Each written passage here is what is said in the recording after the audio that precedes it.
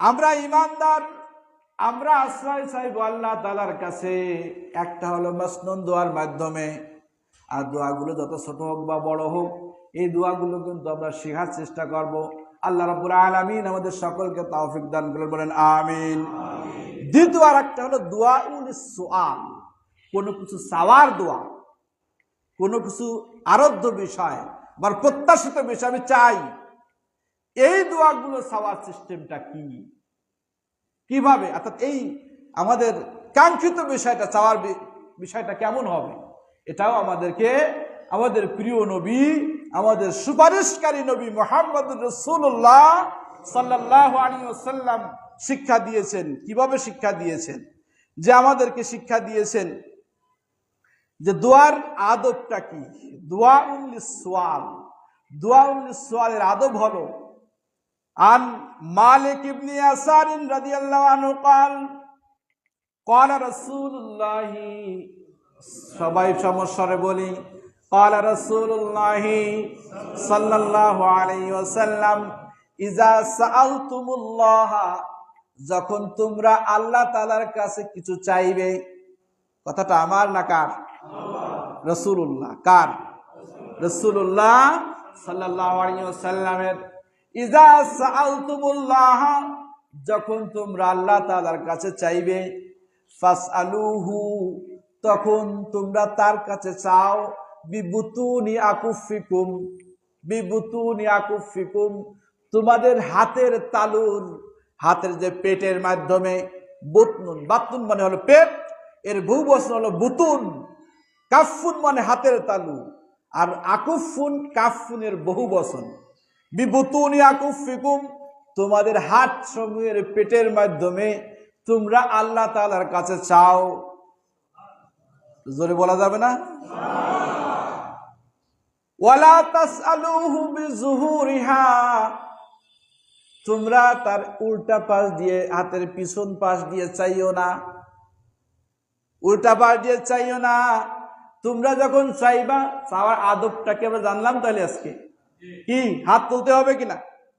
চাওয়ার আদব কি, হাত তুলতে হবে কিনা? এখন আমরা যদি কোনো জায়গায় শুনি না অত হাত তোলার দরকার নাই, তাহলে বুঝতে হবে তিনি হয়তো এই হাদিস শরীফটা পড়েন নাই বা বিশ্বাস করতে চাচ্ছেন না। কারণ চাওয়ার আদবটাই হলো কি, হাত তোলা। বলেন চাওয়ার আদব কি?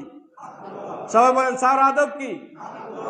ইজা সাআলতুমুল্লাহ, যখন তোমরা আল্লাহ তাআলার কাছে কিছু চাইবে, কিছু প্রার্থনা করবে, আমাদের প্রিয় নবী মুহাম্মদুর রাসূলুল্লাহ সাল্লাল্লাহু আলাইহি ওয়াসাল্লাম দিয়ে তোমরা চাইও না।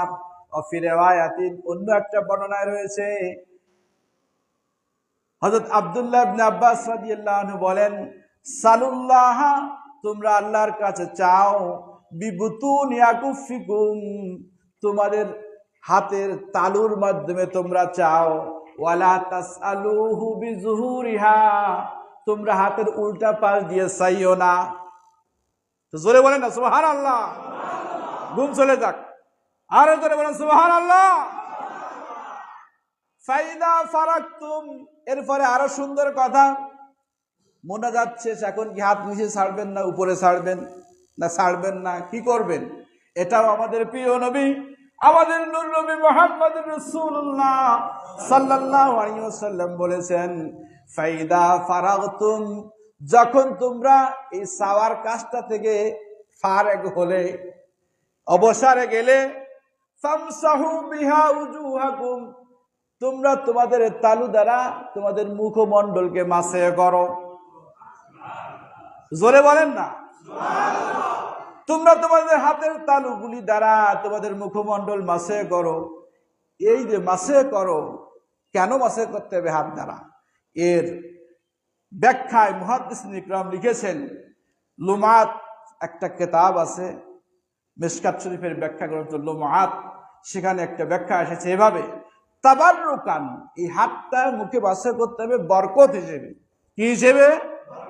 কাআন্নামা ফাদা মিন আনওয়ারিল ইজাবাতি, কেমন যেন, ফাদা মানে হলো প্লাবিত হওয়া, ফাইদানুল মা মানে বন্যা, কেন যেন প্লাবিত হয়ে গেল, মিন আনওয়ারিল ইজাবাতি, দোয়া কবুলের আলো সমূহ দ্বারা তোমার হাতটা কেমন যেন প্লাবিত হয়ে গেল, বলেন সুবহানাল্লাহ।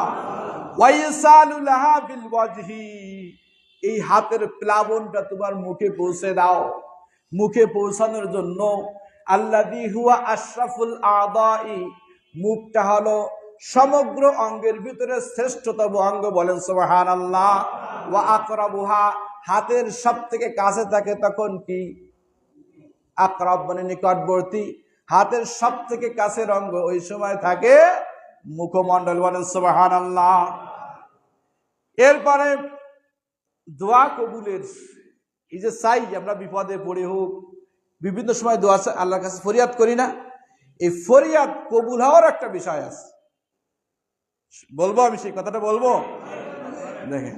আন আবি হুরায়রা রাদিয়াল্লাহু তাআলা আনহু قال قال رسول الله صلى الله عليه وسلم من سره ايستجيب الله له عند الشدائد। মান সাররা, যে খুশি হতে চায়, সাররা ইয়াসুরু মানে খুশি হওয়া, আনন্দিত হওয়া, যিনি খুশি হতে চান, আনন্দিত হতে চান, আইয়াস্তাজিবাল্লাহু লাহু, যে আল্লাহ তাআলা তার দোয়াটা কবুল করুক, এই আনন্দে যিনি খুশি হতে চান, ইনদাস সাদায়েদ, সিদ্দাতুন শব্দের জমা হলো সাদায়েদ, কঠিন অবস্থা, সিদ্দাতুন মানে কঠিন অবস্থা সমূহে, বিপদের অবস্থা সমূহে দোয়া কবুলের আনন্দে যিনি আনন্দিত হতে চান, যিনি খুশি হতে চান, তার জন্য একটা দায়িত্ব আছে। কি দায়িত্ব? ফালিউকসিরিদ দুআ ফির রাখায়ে, ফালিউকসির, সে যেন বেশি বেশি দোয়া করে।